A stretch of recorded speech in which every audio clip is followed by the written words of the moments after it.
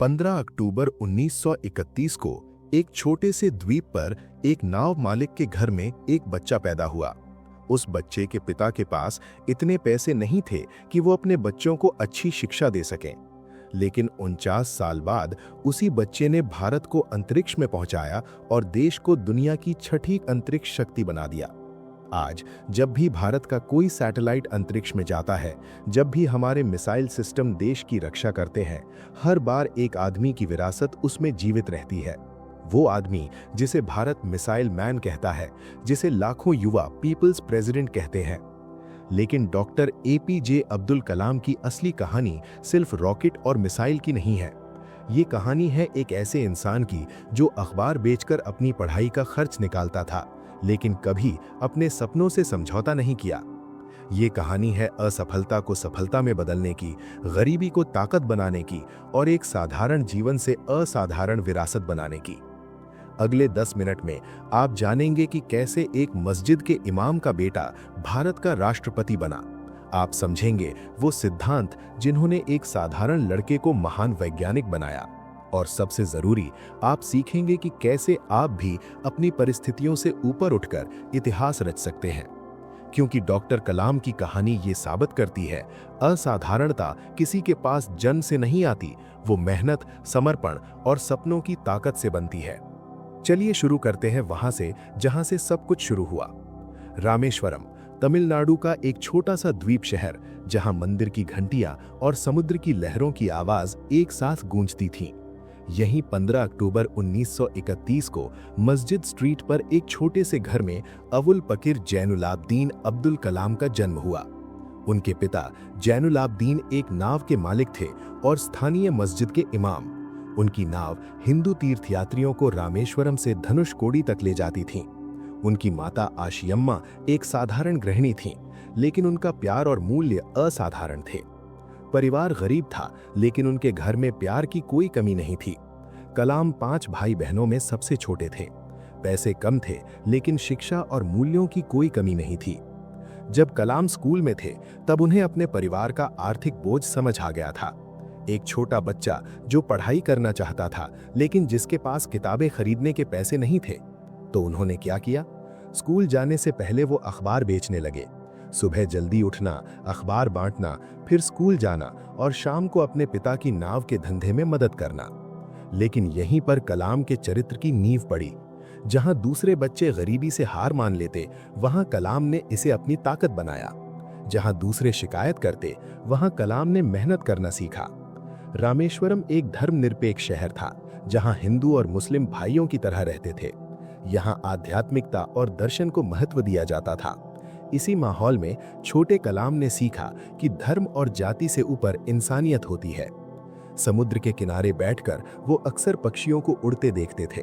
उन्होंने खुद को एक सवाल पूछा, अगर पंछी उड़ सकते हैं तो इंसान क्यों नहीं?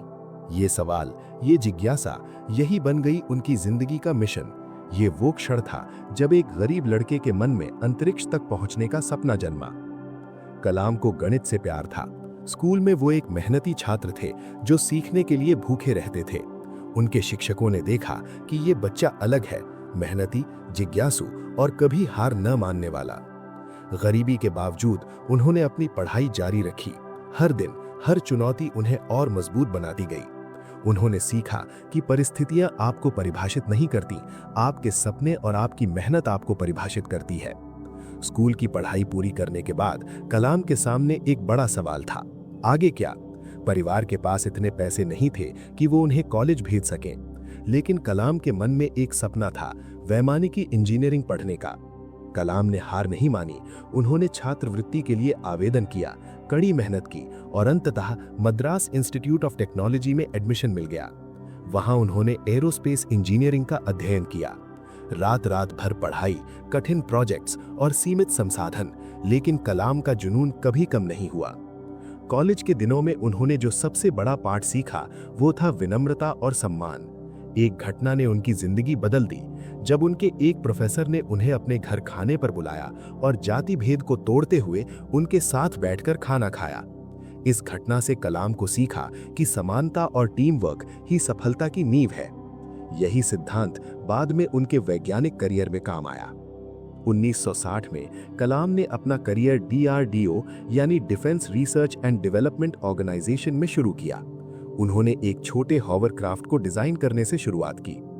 1965 में कलाम ने स्वतंत्र रूप से एक विस्तारित रॉकेट प्रोजेक्ट पर काम शुरू किया। 1969 में उन्हें सरकार की मंजूरी मिली और उन्होंने अधिक इंजीनियरों को शामिल करते हुए प्रोग्राम का विस्तार किया। DRDO में रहते हुए उन्होंने 2 महत्वपूर्ण प्रोजेक्ट्स, प्रोजेक्ट डेविल और प्रोजेक्ट वैलिएंट का नेतृत्व किया, जिनका उद्देश्य SLV तकनीक से बैलिस्टिक मिसाइल विकसित करना था। लेकिन असली मोड़ तब आया जब कलाम को इसरो में SLV-3 प्रोजेक्ट का प्रोजेक्ट डायरेक्टर बनाया गया। ये भारत का पहला स्वदेशी सैटेलाइट लॉन्च व्हीकल था। उनके सामने चुनौती थी बिना किसी पूर्व अनुभव के भारत को अंतरिक्ष में पहुंचाना। ये आसान नहीं था, लेकिन कलाम ने अपनी पूरी टीम के साथ मिलकर दिन रात मेहनत की। 10 अगस्त 1979 SLV-3 की पहली उड़ान का दिन था। पूरा देश देख रहा था। कलाम और उनकी टीम ने साल भर की मेहनत इस एक पल में लगा दी थी। लेकिन ये उड़ान केवल आंशिक रूप से सफल रही। रॉकेट ने लॉन्च तो किया, लेकिन सैटेलाइट कक्षा में नहीं पहुंच सका। ये एक राष्ट्रीय निराशा थी। ज्यादातर लोगों ने सोचा कि ये प्रोजेक्ट अब खत्म हो गया है, लेकिन कलाम ने क्या किया? उन्होंने और कड़ी मेहनत की। उन्होंने असफलता को अपना शिक्षक बनाया, गलतियों का विश्लेषण किया और फिर से शुरू किया। उन्होंने अपनी टीम से कहा, असफलता हमारा अंत नहीं, हमारी शुरुआत है। उन्होंने हर समस्या को ठीक किया, हर कमी को दूर किया। 18 जुलाई 1980 सुबह 8:03 पर श्रीहरिकोटा रॉकेट लॉन्च सेंटर से SLV-3 ने फिर से उड़ान भरी। इस बार रोहिणी सैटेलाइट RS-1 सफलतापूर्वक कक्षा में स्थापित हो गया। भारत दुनिया का छठा देश बन गया जिसने अपना खुद का सैटेलाइट लॉन्च किया। कलाम ने भारत को अंतरिक्ष की दुनिया में पहुंचा दिया। इस घटना ने दुनिया को सिखाया, असफलता अंत नहीं, सिर्फ एक पड़ाव है। जो लोग हार नहीं मानते वही इतिहास रचते हैं। SLV-3 की सफलता के बाद भारत सरकार ने कलाम को एक और महत्वपूर्ण जिम्मेदारी दी, भारत की मिसाइल सिस्टम विकसित करना। 1983 में डॉक्टर कलाम को integrated guided missile development programme का चीफ एग्जीक्यूटिव बनाया गया। उनके सामने चुनौती थी एक साथ 5 अलग-अलग मिसाइल विकसित करना। कलाम और उनकी टीम ने एक साथ काम शुरू किया। Prithvi short range surface to surface missile, Agni long range surface to surface missile, Akash medium range surface to air missile, Trishul short range surface to air missile और Nag anti tank guided missile. Agni और पृथ्वी मिसाइल की सफलता ने भारत को रक्षा के क्षेत्र में आत्मनिर्भर बना दिया। कलाम को मिसाइल मैन ऑफ इंडिया का खिताब मिला। कलाम ने सिर्फ मिसाइलें नहीं बनाई, उन्होंने भारत को एक मजबूत आत्मनिर्भर राष्ट्र बनाया। उनका विजन था भारत को एक विकसित, समृद्ध और स्वस्थ राष्ट्र बनाना होगा, मूल्य व्यवस्था के साथ।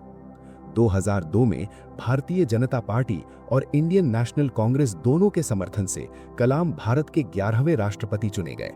वो पीपल्स प्रेसिडेंट कहलाए।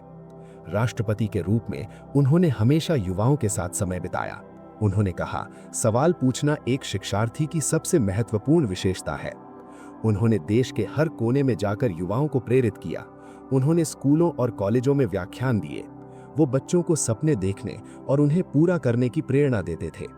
उनका मानना था कि भारत का भविष्य उसकी युवा पीढ़ी के हाथों में है। उन्होंने इंडिया 2020 नाम से एक विजन दस्तावेज तैयार किया, जिसमें उन्होंने भारत को एक विकसित राष्ट्र बनाने का रोड मैप दिया।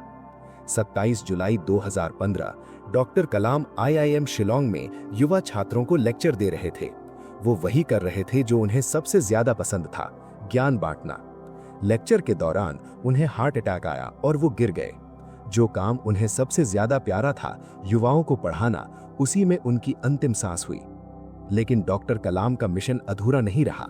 आज भी उनकी किताब विंग्स ऑफ फायर लाखों युवाओं को प्रेरित करती है। उनके 3 महान सिद्धांत हमेशा जीवित रहेंगे। पहला, बड़े सपने देखो और कड़ी मेहनत करो। डॉक्टर कलाम ने सिखाया कि हमें अपनी परिस्थितियों या संदेह से सीमित नहीं होना चाहिए। हमें स्पष्ट दृष्टि रखनी चाहिए और उसे हकीकत बनाने के लिए मेहनत करनी चाहिए। दूसरा, विनम्र और सम्मानपूर्ण बनो। उन्होंने सिखाया कि अहंकार या घमंड कभी भी हमारे रिश्तों या विकास में बाधा नहीं बनना चाहिए। हमें दूसरों के प्रति विनम्र और सम्मानजनक होना चाहिए।